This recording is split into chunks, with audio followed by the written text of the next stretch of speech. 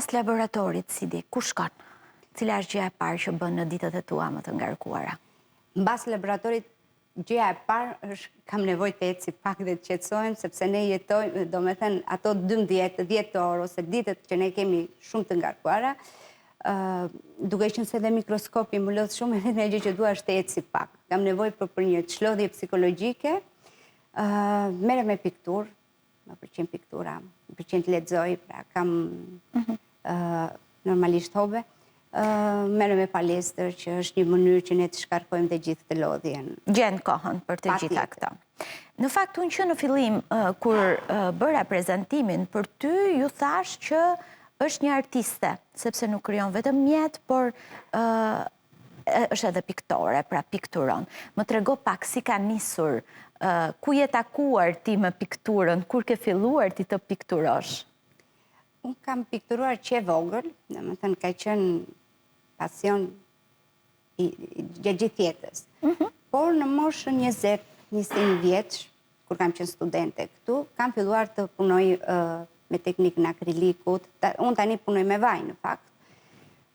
Pra, në moshën 20 vjeçare fillova dhe të punoja, të zbuloja një botë tjetër të pikturës, sepse më përpara isha thjesht tek pjesa e vizatimit. Laps, drithie, gjëra të vogla, por nuk është se kam pasur fokus kryesor. Në moshën 20 vjeçare fillova më pas të pikturoja me penel dhe në 2018 kam hapur studion time të parë të pikturës, që unë e kam edhe sot, dhe piktura është një botë po kaq magjike sa që kam dhe embriologjinë, pra janë dy pjesët e mia. Art, nga arti në art. Nga arti në art, po. Ku gjendesh më mirë? Ose është vështirë mbase të bësh një ndarje mes laboratorit dhe studios së pikturës, por më jep një diferencë.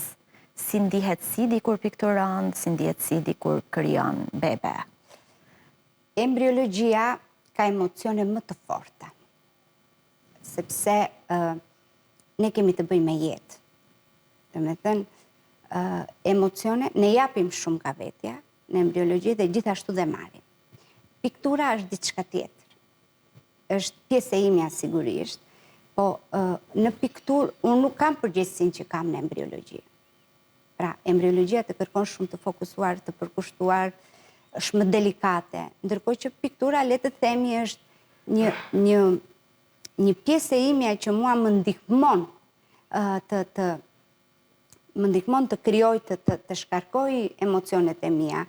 Është një botë shumë e bukur, sigurisht, por më shumë e gjej veten te pjesa e embriologjisë. Embriologjia është një pjesë e pazvendësueshme e imja. Çfarë pikturon kryesisht në studio? Çfarë bën? Çfarë krijon?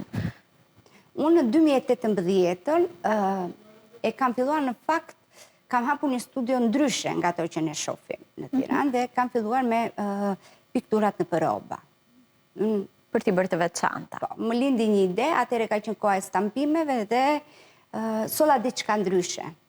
Pra, ishte shumë ndryshe nga ato që ne shikonim rëndom në Tiranë.